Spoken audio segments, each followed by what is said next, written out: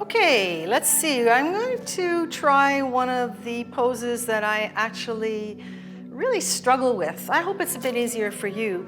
We're going to kind of do this as a test, and then we'll go back to it at the end. So we're going to work on our deep hip and knee flexion. So take your legs wide apart. I have to go really super wide for this one. You might be able to go closer. And make sure you have an external rotation in your legs.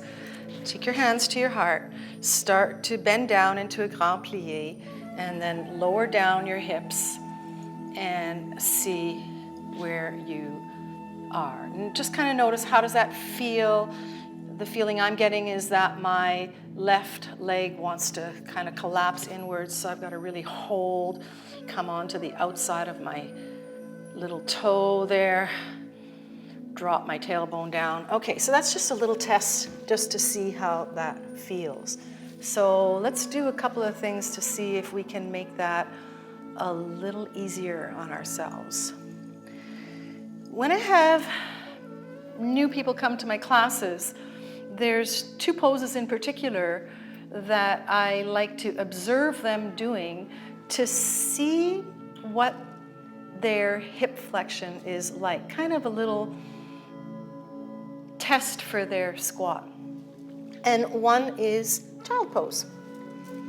Okay, so child pose is often thought of just simply, or balasana, as a soothing, restoring, and calming pose, which it definitely is. But anatomically, what we're doing is coming into very deep knee flexion and very deep hip flexion.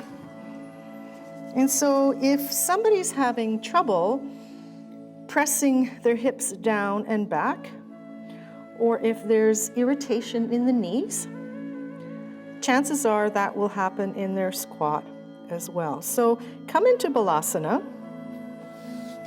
and just notice how you feel.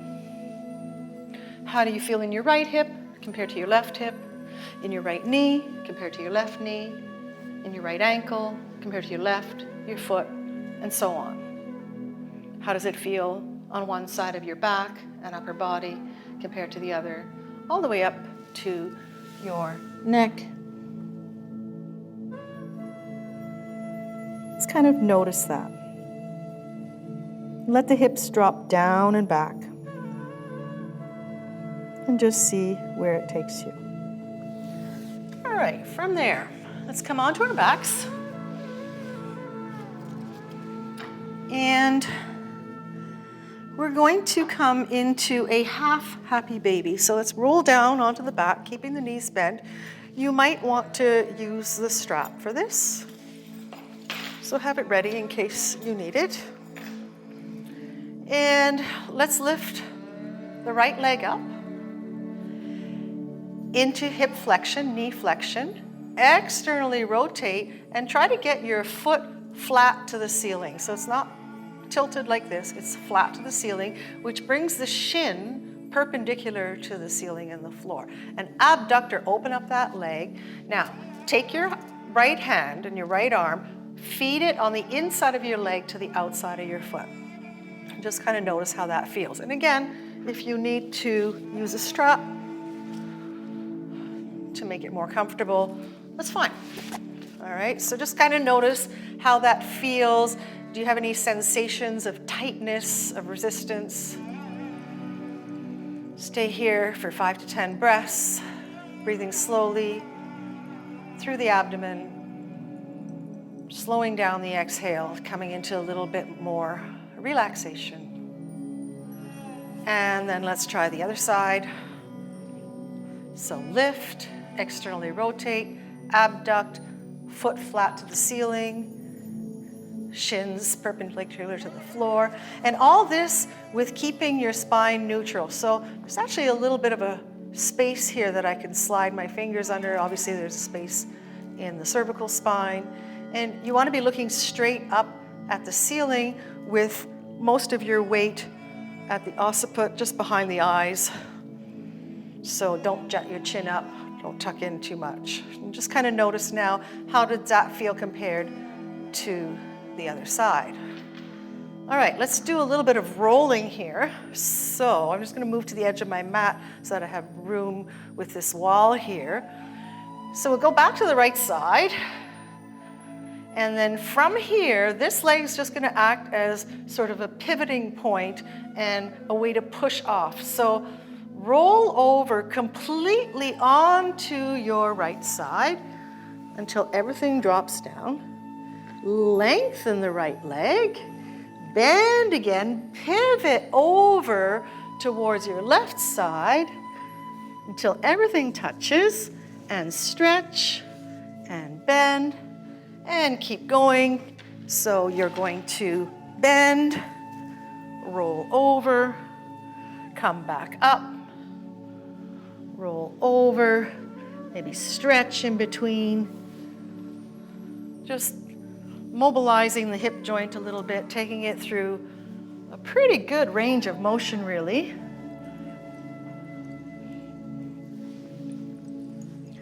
Try to make this as relaxed as possible. And then just stretch out your legs and notice how that's feeling.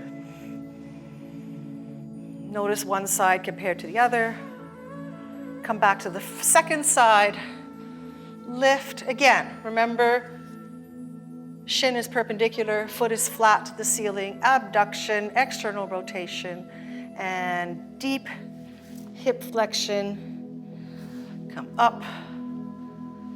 Just start by rolling a little bit side to side, and then once you get there, lengthen that leg. You want the outside of the foot to touch. I can't touch because I'm wearing a mic on my leg, and so it doesn't allow me to touch my foot completely, but you'd want to be touching completely there. You just kind of roll 5 to 10 times each side. Now let's go for the full version of Happy Baby. Coming into deep hip flexion, knee flexion. Shins are perpendicular, feet are flat. Externally rotate and abduct. So you're coming back into that wide open stance that we had. We're just flipping our squat the other way. Here we go. Happy Baby. And the tendency here is to tuck the bottom up like babies do, but what you want to do is pull your tailbone away from your neck. So think of pulling your tailbone down and away from you, towards the floor and away from your head. Notice if one side feels different than the other. Good. Okay, and then why don't we retest our first squat. So coming nice and wide, hands to the heart.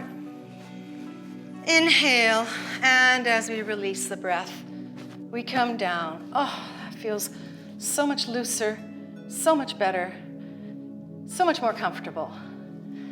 So let me know if yours is more comfortable too. Thank you for being here with us today. Namaste.